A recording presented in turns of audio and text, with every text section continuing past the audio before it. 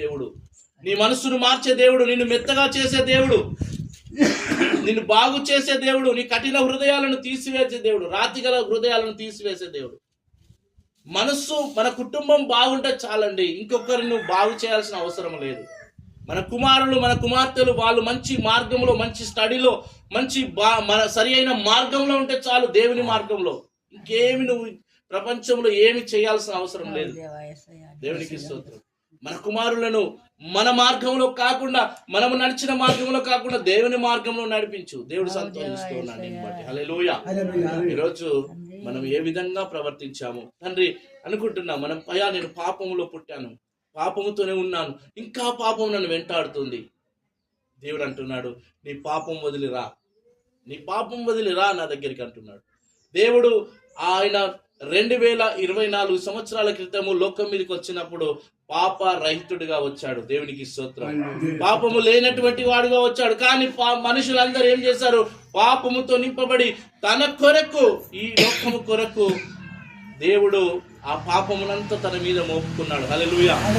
ఈరోజు నీ నా పాపము, రోగము సమస్తము మరి నీ మీద నా మీదనే నిలబడుతూ ఉన్నాయి. ఒక మాట అంటున్నాడు మత్తయి చూద్దాం, ప్రయాసపడి భారం మోసుకున్నటువంటి సమస్త జనులారా నా యొద్దకు రండి, నేను మీకు విశ్రాంతిని కలగజేసేదను. దేవునికి స్తోత్రం. హల్లెలూయా. ఈరోజు ఎంతమంది అయితే భారాలతో ఉన్నారో, ఎంతమంది రోగాలతో ఉన్నారో, ఎంతమంది అప్పులతో ఉన్నారో, ఇంకా కుమారుల పెళ్లిళ్ళు కాకుండా, కుమార్తెల పెళ్లిళ్ళు కాకుండా, ఇంకా సంబంధాలు లేకుండా ఉన్నారో వారందరూ వచ్చి ప్రభు దగ్గర మొరపెట్టుమంటూ ఉన్నాడు. ప్రయాసపడుతున్నటువంటి సమస్త జనులారా నా యొద్దకు రండి, నేను మీకు విశ్రాంతిని కలగజేసేదను. దేవునికి స్తోత్రం. ఈరోజు దేవుడు విశ్రాంతి అంటే నీకు నెమ్మది ఇస్తూ ఉన్నాడు, నీకు సమాధానం ఇస్తూ ఉన్నాడు, తన ప్రేమను పంచుతూ ఉన్నాడు. దేవుడే మార్గం ఏర్పాటు చేస్తాడు.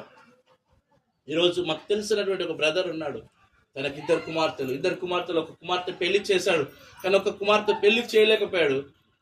మంచి ఉన్నతమైన స్థితి గలవాడే, డబ్బు ఉంది, చాలా డబ్బు ఉంది, కానీ దేవుని ప్రేమ లేదు ఆయన దగ్గర.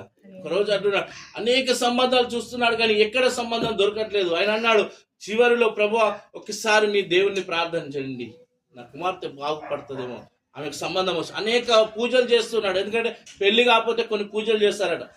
ఆ దోషం ఉంది, పూజ చేయాలని అనేక మంది పంతుల దగ్గర వెళ్ళి పూజలు చేపించాడు. దోషం పోతుంది. ఆ ఎన్నైనా రాలేదు. అట్లా సంవత్సరాలు గడుస్తున్నాయి. ఈ అమ్మాయికి ఏజ్ ఎక్కువైపోతుంది. దేవుడు ఎక్కడి నుంచి ఆమెకు సంబంధాన్ని చూపిస్తలేడు.